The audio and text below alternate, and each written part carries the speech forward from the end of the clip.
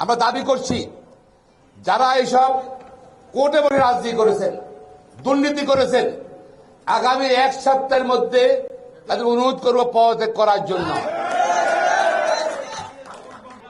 এক সপ্তাহের মধ্যে তাদেরকে পদত্যাগ করার জন্য আহ্বান জানাচ্ছি, অনুরোধ করছি। যদি না হন, না করেন, আমরা কিন্তু তাদের নাম বলে দেব। তাদের বিচারপতি থাকার কোনো অধিকার নাই সংবিধানের জন্য। আপনারা আওয়ামী লীগ করবেন কোর্টে বসে বিচারপতি হয়ে, আওয়ামী লীগ করবেন, আওয়ামী লীগ করে আওয়ামী লীগের বিচারপতি হয়ে বিচার করবেন রাজনৈতিক নেতা কর্মীদের, তা হবে না। যারা করেছেন দয়া করে পদত্যাগ করুন। আপিল ডিভিশন হোক, হাইকোর্ট ডিভিশন হোক, যাদের ম্যাটার, না হলে কিন্তু তাদের নাম আমরা প্রকাশ করতে বাধ্য হব। যাদের কাছে তাদের এই মুখ উন্মোচন করতে আমরা বাধ্য হব। প্রিয় ভাই বোনেরা, আমরা সংবিধানের আর্টিকেল 7A এবং 7B যেটা সংশোধন করেছিল শেখ হাসিনা, সেটা রাষ্ট্রপতি অনুরোধ করব আপনি অধ্যাদেশ করে সেটা বাতিল করতে হবে। তাহলে অন্তর্বর্তীকালীন সরকারের পথটা সুগম হবে।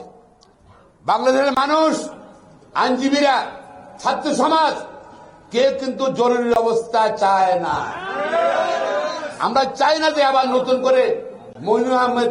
আমরা প্রিয় ভাই বোনরা, মুক্তিযোদ্ধার তালিকা, এ আওয়ামী লীগ 16 বছর ক্ষমতা আছে, তারা এখনো মুক্তিযোদ্ধার তালিকা করা হয়নি, কিন্তু মুক্তিযোদ্ধার সার্টিফিকেট দিয়ে তাদের সন্তানকে চাকরি, নাতিনের চাকরি দেওয়া হয়েছে।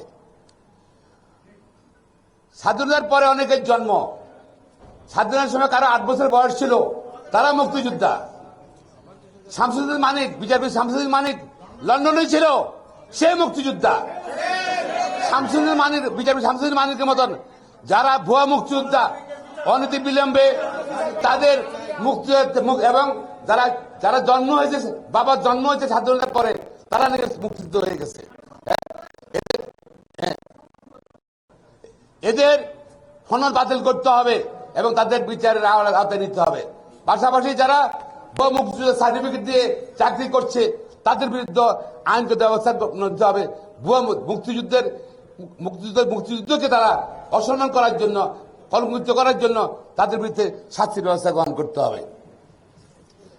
প্রিয় ভাই বোনেরা, আমরা আরো দাবি করতে চাই, এখন শেখ হাসিনা নাই, একনায়ক নাই, তার শাখা প্রশাখা সব শেষ করে দিতে হবে। সুপ্রিম কোর্টে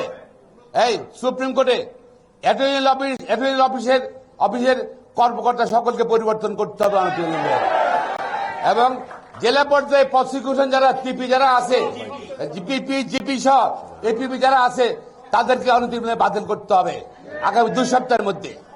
এরা বেগম খালেদাকে, তারেক রহমানকে যারা সাজা দিয়েছে, ওদের প্রমোশন দিয়েছে, হাইকোর্ট ডিভিশন নিয়েছে, আপিল ডিভিশনে নিয়েছে,